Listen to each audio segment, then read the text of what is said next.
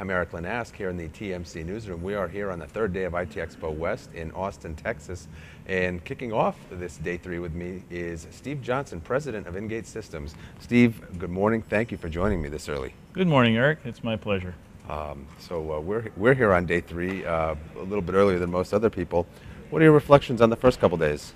I think this has been great. I do enjoy the venue. I've not had any time in Austin prior to this, but I think Austin's a great city, and I think you've attracted a wonderful crowd here.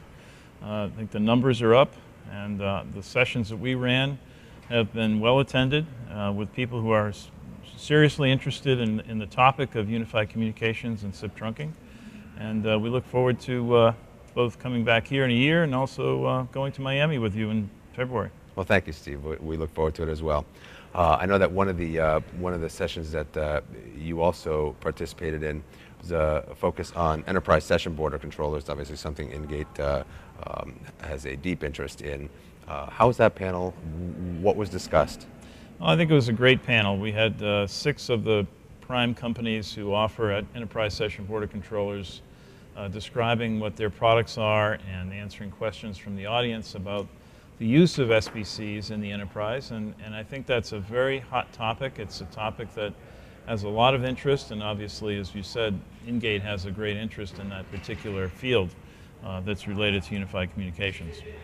So what is Ingate's stance, if you will, on the role of ESBCs? Sure. Well, like every product, like everything, it is an evolving position as what the ESBC actually does and what its value is to the enterprise and also potentially the service provider. Currently, enterprise session border controllers are an essential element of bringing SIP and unified communications to a network of an enterprise. It accomplishes several things, which include what we call NAT traversal to get the SIP signaling into the organization. It has a security function. It has the function of normalizing the signaling between the PBX and the service provider, which until we adopt some industry-wide standards remains somewhat open and up to the individual company to implement the way they wish. So we accomplish that as well as adding other routing and other features that make the introduction of SIP and SIP trunking unified communications much easier to adopt and get installed and running quickly.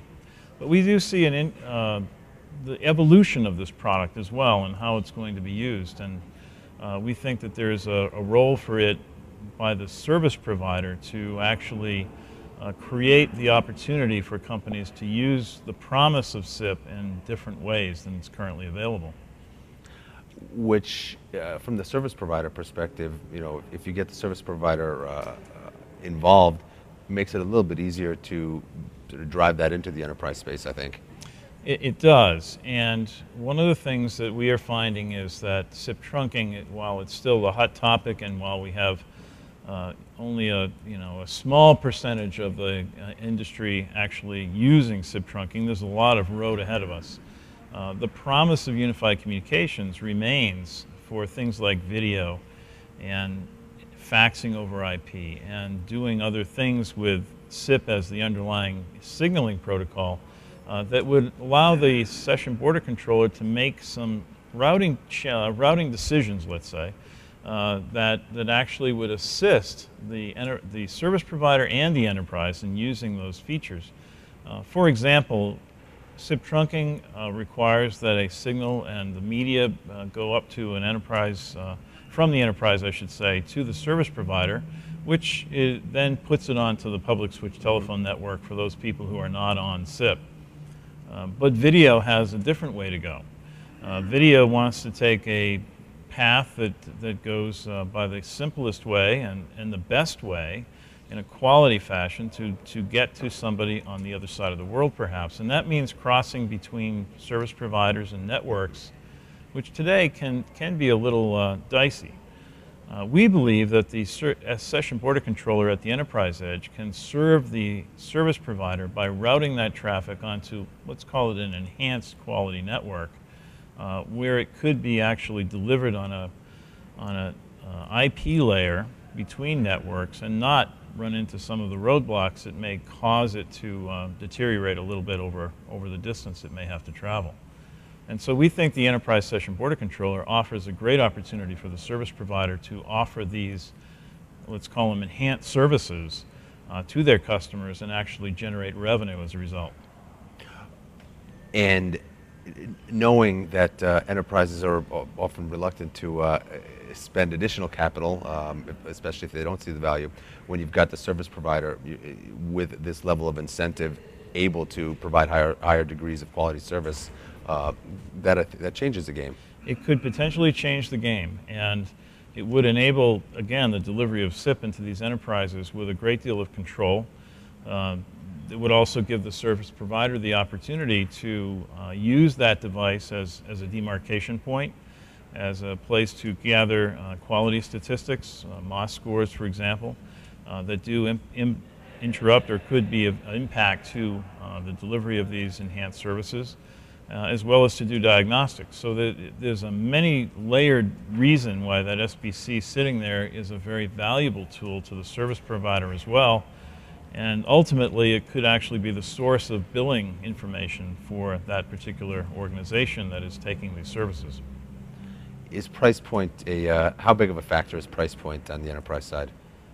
Well, price is always a concern to any enterprise, especially the smaller companies. But those people who understand what the SBC is doing for them recognize that it's not price but value that counts. And the price-value equation on the SBCs that Ingate offers is quite favorable. And we have many companies, thousands around the world, in fact, who are using the Enterprise Session Border Controller that we offer, which we call the Ingate Separator, and recognize that it provides them astounding value for the money they pay. Tell me a little more about the separator line. The separator has been in production since 2001. It was in fact the first Enterprise Session Border Controller that was certified back then by WorldCom for use in enterprise networks that they were trying to service with SIP back in those early days of its adoption. We have, of course, evolved it greatly since those days, and today it is rated one of the top Enterprise Session Border Controllers available on the market, and as I said, used by thousands of companies. One of the hallmarks of our product line is that we offer it in 6 different models so that there is a size to fit any organization, from the smallest organization that would use our lowest capacity products up to fairly large organizations that might want to use our biggest products that can handle up to 3,000 calls. And as I say, we have priced it so it's affordable. We've priced it so it's a pay-as-you-grow model, and we've priced it so that the value is available to the company without a huge incremental cost over the other elements that they need to adopt unified communications. Excellent. Does the Enterprise Session Border Controller, the conversation around it, is that helping drive the adoption of unified communications? I believe it is, because I do think it is an enabler. Without the Enterprise Session Border Controller, the adoption of SIP, unified communications, SIP trunking becomes a very difficult process. And every SBC that I know of can take care of some of the issues that relate to interoperability and security and so forth. So the question now is, for the enterprise that's adopting it, is to find the one that is most effective for the price that they are willing to pay.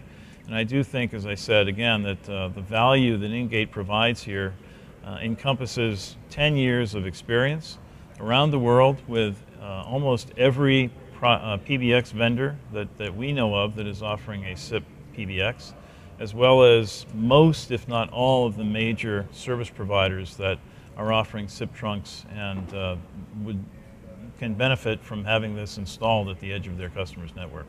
Excellent. Thank you so much for joining me, Steve. We'll see you in Miami. Absolutely. Looking forward to it. Thanks, Eric.